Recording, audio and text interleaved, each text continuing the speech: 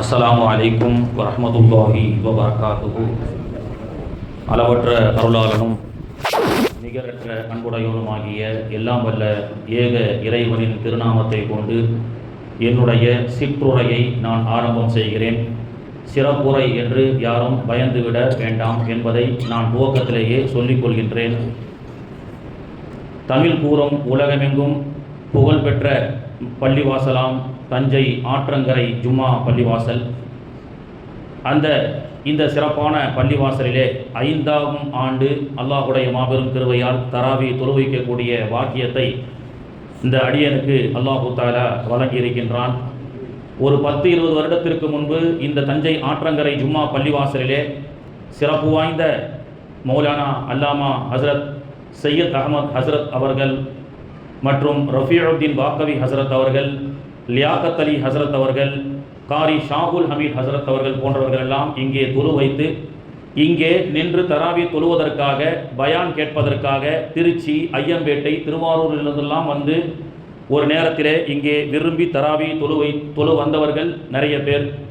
அப்படி விரும்பி தராவிக்காக வேன் பிடித்து வந்து தொலை வைத்து அந்த தொழுகையை ரசித்த அடியார்களிலே நானும் ஒரு 15 வருஷத்துக்கு முன்னாடி லியாக்கத் அலி ஹசரத் அவர்கள் கியாமுல்லை இங்கே தொழு வைக்கும் பொழுது நான் இங்கே வந்து பின்னாடி நின்று நானும் ஹசரத் அவர்களுடைய இனிமையான குரலை கேட்டு ரசித்தேன். ஆனால் அதில் வியந்தது என்னவென்று சொன்னால், எந்த ஊர்லேயும் போனால் சீக்கிரமாக தராவி முடித்து முடுங்க ஹஜரத் அப்படின்னு சொல்லுவாங்க. எல்லாம் எக்ஸ்பிரஸ் சூப்பர் ஃபாஸ்ட்டு அப்படின்ற மாதிரி தான் பல ஊர்களில் இருக்கும். ஆனால் தஞ்சாவூர் மக்கள் மட்டும்தான் நிறுத்தி நிதானமாக ஓதுவதை விரும்பக்கூடிய காதலர்கள் என்பதை நான் தெரிந்து கொண்டேன். பல ஊர்களிலே சென்றால் 9 மணிக்கு தராவி ஆரம்பித்தா 9:45 முடியுதா, 9:50 முடியுதா, என்னங்க எங்கள் ஊரில் 9:45 ஆம்சா முடிச்சிடுறாங்க, 10:05 ஃபுல் முடிஞ்சு போச்சு. நான் யாரையும் விமர்சனம் பண்ண வரல. ஆனால் அதையும் தாண்டி இந்த தஞ்சாவூர் ஆற்றங்கரை ஜும்மா பள்ளிவாசலில் நடுநிசையிலும் சரி தராவியிலும் சரி நின்று இமாம் அவர்கள் ஓதக்கூடியதை பின்மாடி நின்று ரொம்ப ரசித்து கேட்பதை நான் அந்த நேரத்தில் வியந்து பார்த்தேன். ஏனென்றால் இங்கே இருக்கக்கூடிய நிறைய பேர் ஹரமிலே தொழுதவர்கள், உம்ரா ஹஜ்ஜி அதிகமாக செய்தவர்கள். எனவே அதை விரும்பிய மக்கள் யாக இருக்கின்ற காரணத்தினால் ரொம்ப விரும்பி தொழுதாங்க. அப்பொழுது தொழுவும் பொழுது பரவாயில்ல, இப்படி ரசிக்கக்கூடிய ஒரு கூட்டம் இருக்குது, நிதானமாக ஓதுனாலும் பின்னாடி நின்று ரசிக்கக்கூடிய ஒரு கூட்டம் இருக்குது அப்படின்னு நினைத்ததுண்டு. அல்லாஹ் இந்த பள்ளிவாசல்லையே இப்போ 5 வருஷமாக தொலை வைக்கக்கூடிய பாக்கியத்தை கொடுத்திருக்கின்றான். 14 வயசிலிருந்து தராவி ஹிப்ஸு முடித்து தொழு வைக்க ஆரம்பித்த நான் இன்று 28வது ஆண்டினுடைய தராவியை முடித்திருக்கின்றேன். ஆங்கில கணக்குப்படி 27 வருஷம், பிறை கணக்குப்படி 28 வருஷம். 1998 என்று நினைக்கின்றேன். ஒரே இங்கிலீஷ் ஆண்டில் 2 ரமலான் வந்தது. அதே போன்று இப்பொழுதும் 30 வருஷத்துக்கு ஒரு தடவை, 33 வருஷத்துக்கு ஒரு தடவை ஒரு வருஷம் எக்ஸ்ட்ரா அல்லாஹ் கொடுக்குறான். அதில் சொன்னாங்கல்ல, அல்லாஹ் பரக்கத்தா இங்கிலீஷ் ஆண்டு கணக்கை விட அதிகமாக அல்லாஹ் கொடுக்குறான். அனைவரும் 2028, 29, 30க்குள்ள ஒரு வருஷத்தில் ஜனவரியில் ஒரு ரம்ஜான் வரும், டிசம்பரில் ஒரு ரம்ஜான் வரும். அல்லாஹ் விசாலமாக நமக்கு நன்மையை கொடுக்க நாடிவிட்டான். கண்ணியத்திற்குரியவர்களே, ஹசரத் அவர்கள் சொன்னதை போன்று முந்திய உம்மத்திலே 1000 ஆண்டுகள் 500 ஆண்டுகள் வாழ்ந்த மக்கள், அவர்களுக்கெல்லாம் அல்லாஹ் வரல்ல ஹசனான வாழ்க்கையை தருவதற்கு, மறுமையிலும் சொர்க்கத்தை தருவதற்கு அல்லாஹ் பல வாய்ப்புகளை நமக்கு கொடுக்கின்றான். இந்த வாய்ப்புகளை நாம் பயன்படுத்திக் கொள்ள வேண்டும். ஒரு நன்மையினுடைய வேல்யூபிள் என்ன? Kuwait dinar. இன்னைக்கு இந்தியாவுடைய வேல்யூபிள் அடிப்படையில் என்னன்னு கேட்டா, கேடி குவைத் தினாருக்கு 300 சில்லற ரூபாய் அஜரத்து, புர்னை வெள்ளி இன்ன மதிப்பு என்று சொல்லுவோம்.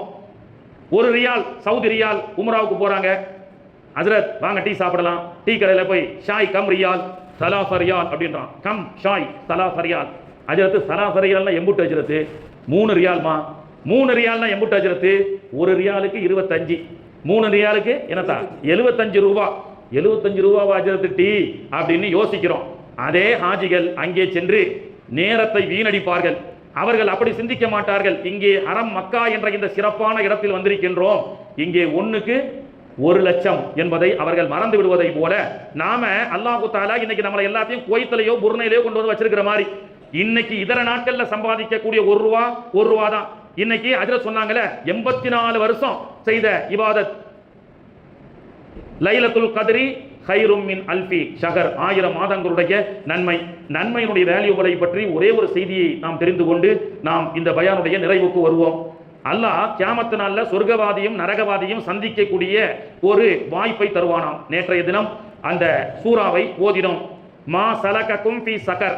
நரகவாதிகள் சொர்க்கவாதிகள் எல்லாம் நரகவாதிகளை பார்த்து கேட்பார்களாம், மா சலகக்கும் ஃபீ சகர், நீங்க ஏன் நீங்க நரகத்துல கடந்து கஷ்டப்படுறீங்க அப்படின்னு சொல்லி சொர்க்கவாதிகள் நரகவாதிகளை பார்த்து கேட்பார்கள், நீங்களும் எங்க ஊர்ல தானே இருந்தீங்க, நீங்களும் எங்க சொந்தக்காரங்க தானே, நீங்க எல்லாம் எப்படி நரகத்துக்கு போனீங்க? மா சலகக்கும் ஃபீ சகர், ஏன் நீங்கள் சகர் என்ற நரகத்திற்கு தள்ளப்பட்டீர்கள் என்று கேட்கும் பொழுது அந்த நரகவாசிகள் சொல்லக்கூடிய வார்த்தையை அல்லாஹ் பதிவு செய்கின்றான். மா சலகக்கும் ஃபீ சகர் காலு லம் நகும் மினல் முஸல்லீன், நீங்க எல்லாம் வாங்க சொன்னா தொலைவு போனீங்க, நாங்க தொலை போல. வலம் நகு நுதுஇமுல் மிஸ்கீன், நீங்கள் எல்லாம் ஏழை மாலைகளுக்கு உதவி செய்தீர்கள். வகுன்னா நகூது மஅல் காயிதீன், நீங்கள் இன்றைய நாளை இந்த மாதிரி அல்லாஹ் தொழுதியா, நோன்பு வச்சியா, ஜகாத்தை கொடுத்தியா அப்படின்னு நாளைக்கு மௌத்தானதற்கு பிறகு கேள்வி கேட்பான் என்பதற்காக அல்லாஹ் அக்பர்னு வாங்க சொல்லப்பட்டா நீங்க எல்லாம் பள்ளிவாசலுக்கு வந்தீங்க, ரமலான் காலம் வந்துவிட்டால் நீங்கள் நோன்பு வைத்தீர்கள், அல்லாஹ்வுடைய கலாமை நீங்கள் ஓதினீர்கள், எனவே அல்லாஹ் உங்களுக்கு சொர்க்கத்தை கொடுத்தான். ஆனால் நாங்கள் அல் குர்ஆனை பார்ப்பதற்கு எங்களுக்கு நேரம் இல்லை, தொழுவதற்கு எங்களுக்கு நேரம் இல்லை, இன்றைய நாளிலே அல்லாஹ் கேள்வி கேட்பான் என்பதை நாங்கள் வீணாக இந்த உலகத்தில் வாழ்ந்து விட்டோம் என்று நரகவாதிகள் கைசேதப்பட்டு சொல்லக்கூடிய விஷயத்தை அல்லாஹ் அருள்மறையிலே பதிவு செய்கின்றான். வாய்ப்புகளை பயன்படுத்திக் கொள்ள வேண்டும். அப்படி ஒரு சொர்க்கவாதி இன்னொரு சொர்க்கத்தை பார்க்க ஆசைப்படுவாராம். இந்த ஹதீஸினுடைய இந்த ஆயத்தினுடைய விரிவுரையிலே ஒரு செய்தியை நமக்கு சொல்லிக் கொடுப்பார்கள். நரகத்திலே சொர்க்கத்திலே ஒரு மனிதர் இன்னொரு மனிதருடைய சொர்க்கத்திற்கு அழைத்து செல்லப்படுவார். இவருடைய சொர்க்கத்தை விட பல மடங்கு லக்ஸரியான வசதிகள் எல்லாம் அந்த சொர்க்கத்திலே இருக்கும். இவரை விட பல மடங்கு வசதி அந்த சொர்க்கத்திலே இருக்கும்.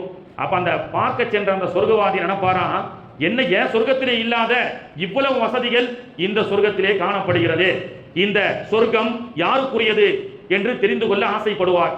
அப்பொழுது மலக்குகள் கேட்பார்களாம், நீ என்ன நினைக்கிற, ஓ சொர்க்கத்தில் இல்லாத வசதிகள் இந்த சொர்க்கத்தில் இருக்கிறது என்று ஆச்சரியமாக பார்க்கிறாயே, இந்த சொர்க்கம் யாருடையதாக இருக்கும் என்று நீ நினைக்கின்றாய் என்று மலக்குகள் அந்த அடியானிடத்தில் கேட்கும் பொழுது அந்த அடியான் சொல்லுவானாம், நான் நினைக்கின்றேன் அநேகமாக இது நபிமார்களுக்கு கொடுக்கப்பட்ட சொர்க்கமாக இருக்கும்.